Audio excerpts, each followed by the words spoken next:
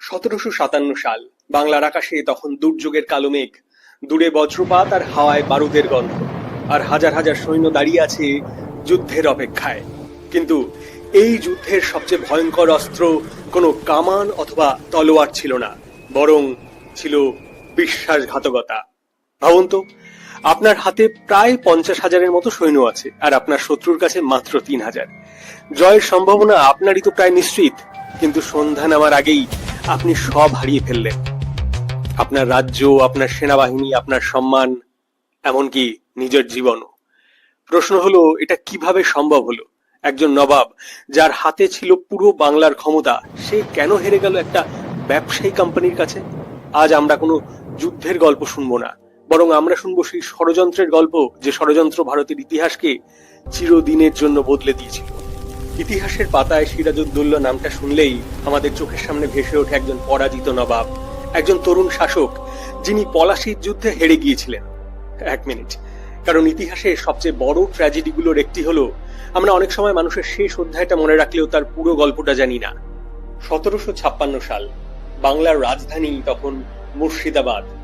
সেই সময়ের বাংলা আজকের মতো একটা সাধারণ অঞ্চল ছিল না, এটা ছিল উপমহাদেশের সবচেয়ে ধনী প্রদেশ। অনেক ইতিহাসবিদ মনে করেন, তৎকালীন বাংলার সম্পদ দেখে ইউরোপীয় ব্যবসায়ীরাও বিস্মিত হয়ে যেতেন। নদী ভরা বাণিজ্য, জমি ভরা ফসল, আর বাজার ভরা অর্থ। মুর্শিদাবাদের সম্পদ নিয়ে তখন ইউরোপে কিংবদন্তি ছড়িয়ে পড়েছিল। আর এই বিশাল সম্পদের কেন্দ্রবিন্দুতে দাঁড়িয়েছিলেন একজন বৃদ্ধ শাসক, আলীবর্দী খান। বহু বছর ধরে তিনি বাংলা শাসন করেছেন, অসংখ্য যুদ্ধ দেখেছেন, অসংখ্য ষড়যন্ত্র দমন করেছেন। কিন্তু সময় যে কারুর জন্য থেমে থাকে না। বৃদ্ধ আলীবর্দী খান বুঝতে পারছিলেন তার জীবনের সূর্য অস্ত যেতে চলেছে, আর তাই তিনি নিজের উত্তরসূরি হিসেবে বেছে নিলেন তার সবচেয়ে প্রিয় নাতিকে। তার নাম সিরাজউদ্দৌলা। তখন তার বয়স খুব বেশি নয়, মাথা গরম, রক্ত গরম, আর আত্মবিশ্বাস অসীম। অনেকেই তাকে পছন্দ করত না, কারণ তিনি ছিলেন স্পষ্টভাষী। ক্ষমতাবানদের সামনে মাথা নত করতে তিনি জানতেন না।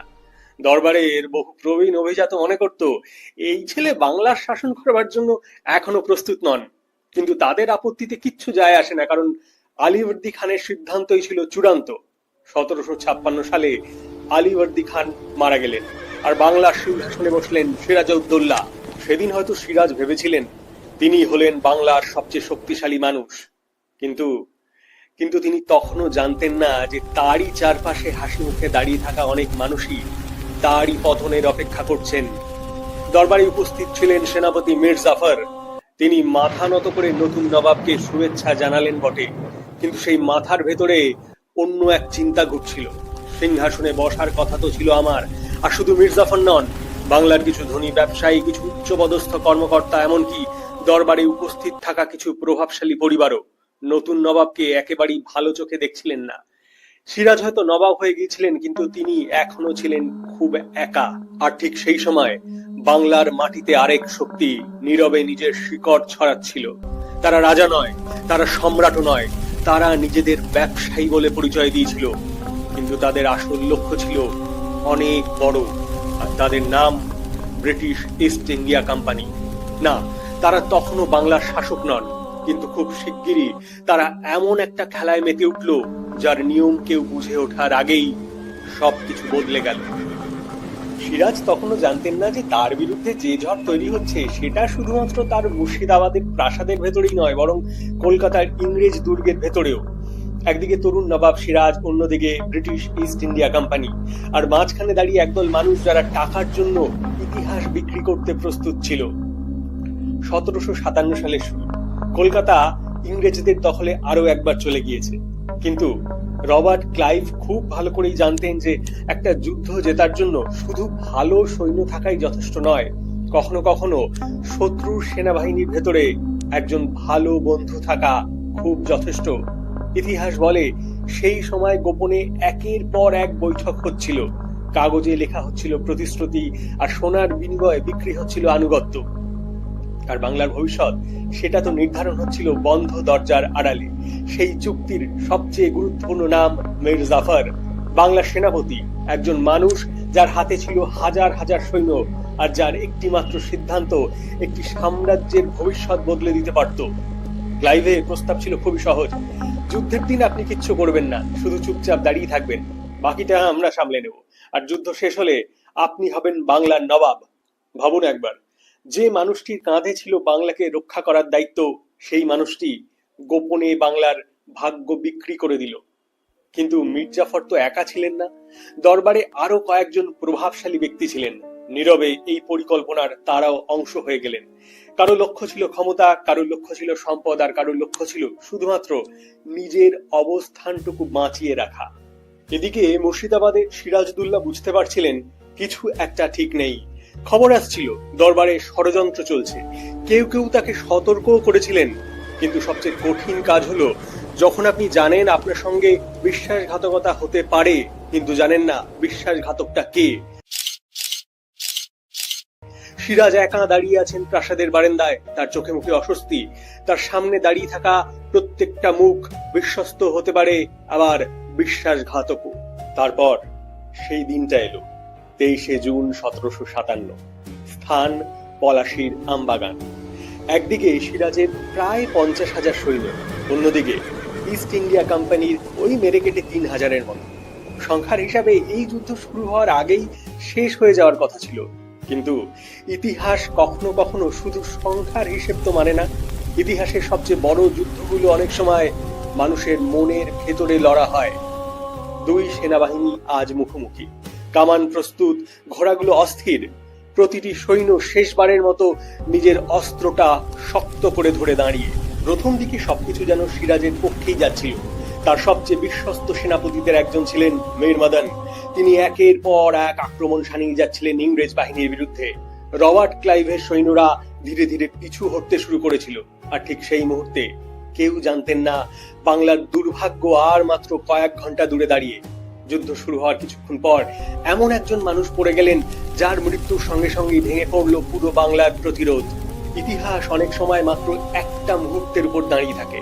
একটা কামানের গোলা হঠাৎ কোথা থেকে ছুটে এলো, তারপর একটা বিকট বিস্ফোরণ। ধোঁয়া কেটে গেলে দেখা গেল মাটিতে লুটিয়ে আছেন মীর মদন। রক্তে ভিজে যাচ্ছে যুদ্ধক্ষেত্র। বাংলার সবচেয়ে সাহসী সেনাপতিদের একজন আর কখনো উঠে দাঁড়াবেন না। সৈন্যরা ভীত হয়ে গেলেন, কেউ চিৎকার করছে মীর মদন আর নেই। সেই খবর আগুনের মতো ছড়িয়ে পড়ল পুরো শিবিরে। সৈন্যদের মনোবল ধীরে ধীরে ভেঙে পড়তে শুরু করলো। আর ঠিক সেই সময় সবাই তাকালো একজন মানুষের দিকে। তিনি ছিলেন মীর জাফর। কয়েকজন ইতিহাসবিদদের মতে এই মুহূর্তে যুদ্ধের ফল এখনো নিশ্চিত ছিল না। বাংলা জয়ের সম্ভাবনা এখনো বাস্তব ছিল, কারণ মীর জাফরের অধীনে তখনও ছিল হাজার হাজার সৈন্য। যদি তিনি আক্রমণের নির্দেশ দিতেন তাহলে তিনি যুদ্ধের মোড় ঘুরিয়ে দিতে পারতেন। দুর্ভাগ্য, তিনি নীরব রইলেন। তার সৈন্যরা দাঁড়িয়ে রইল, তাদের তলোয়ার খাপেই থেকে গেল, যেন এই যুদ্ধ তাদের নয়। এক মুহূর্ত ভাবুন, আপনি যুদ্ধ করছেন আর আপনার পাশের সৈন্য শুধু দাঁড়িয়ে দেখছে। কেমন সেই অনুভূতি? সম্ভবত সেদিন সিরাজও ঠিক একই জিনিস অনুভব করেছিলেন। আর ঠিক তখনই আকাশ কালো হয়ে এলো। প্রথমে ছিটে ফোঁটা বৃষ্টি, তারপরে শুরু হলো প্রবল বর্ষণ।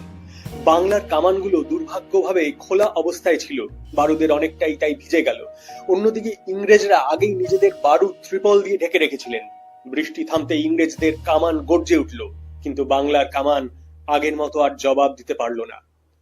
রবার্ট ক্লাইভ এবার বুঝে গেলেন সময় এসে গেছে। তিনি পূর্ণ শক্তিতে তার সেনাদের আক্রমণের নির্দেশ দিলেন। যে সেনাবাহিনী সকাল পর্যন্ত আত্মবিশ্বাসী ছিল, বিকালের দিকে সেই সেনাবাহিনী ছত্রভঙ্গ হয়ে ছুটে পালালো। দূরে দাঁড়িয়ে সিরাজ সবকিছুই দেখছেন, তার চোখে অবিশ্বাস। হয়তো তিনি ভাবছিলেন, এটা কি সত্যি ঘটছে? শেষ পর্যন্ত সিরাজ যুদ্ধক্ষেত্র ছাড়লেন। তিনি মুর্শিদাবাদের দিকে ফিরে গেলেন। সেখান থেকে ছদ্মবেশে পালানোর চেষ্টাও করলেন, কারণ তিনি জানতেন যুদ্ধ হারার পর শত্রু শুধু সিংহাসন নেয় না, জীবনটাও নিয়ে নেয়। কিন্তু ভাগ্য তার আর পাশে ছিল না। কয়েকদিনের মধ্যেই তিনি ধরা পড়লেন। আর 1757 সালের জুলাই মাসে এক তরুণ নবাবের জীবন নিঃশব্দে শেষ হয়ে গেল। কিন্তু গল্পটা এখানেই শেষ নয়, কারণ সেদিন শুধু একজন মানুষ মারা যাননি, একটি যুগেরও অবসান হয়েছিল। পলাশীর যুদ্ধের পর মীর জাফর নবাব হলেন, কিন্তু আসল ক্ষমতা তার হাতে ছিল না। সিংহাসনে তিনি বসেছিলেন ঠিকই, কিন্তু সুতনার ছিল ওই ইংরেজ ইস্ট ইন্ডিয়া কোম্পানি। বাংলার বিপুল সম্পদ ধীরে ধীরে কোম্পানির হাতে চলে গেল, আর সেই সম্পদ পরবর্তীকালে ব্রিটিশ সাম্রাজ্যকে আরো শক্তিশালী করে তুলেছিল। অনেক ইতিহাসবিদ তাই মনে করেন পলাশী একটা শুধু যুদ্ধ ছিল না, এটা ছিল ভারতের উপনিবেশ ইতিহাসের এক বড় মোড়। আজও যখন আমরা প্রশ্ন করি সিরাজউদ্দৌলা কেন হারলেন, তখন উত্তরটা একটা নাম নয়, শুধু মির্জাফর নয়, উত্তরটা হলো ভেতরের বিভাজন, লোভ, রাজনৈতিক ষড়যন্ত্র, ভুল সিদ্ধান্ত আর এমন এক শত্রু যে যুদ্ধ শুরু হওয়ার আগেই মানুষের বিশ্বাস জিতে নিয়েছিল টাকার বিনিময়। ইতিহাস আমাদের একটা শিক্ষা দেয় জানেন, কোনো দেশ সবসময় বাইরের শত্রুর হাতেই যে পরাজিত হয় এমনটা নয়, অনেক সময় দেশ হারতে শুরু করে নিজের মানুষের হাত ধরেই। ভিডিওটি ভালো লেগে থাকলে দয়া করে লাইক, শেয়ার এবং সাবস্ক্রাইব করতে ভুলবেন না, কারণ আপনাদের প্রত্যেকটা লাইক, শেয়ার এবং সাবস্ক্রাইব আমাকে পরবর্তী ভিডিও বানাবার অনুপ্রেরণা দেয়। সকলে ভালো থাকবেন, নমস্কার, দেখা হচ্ছে পরের ভিডিওতে।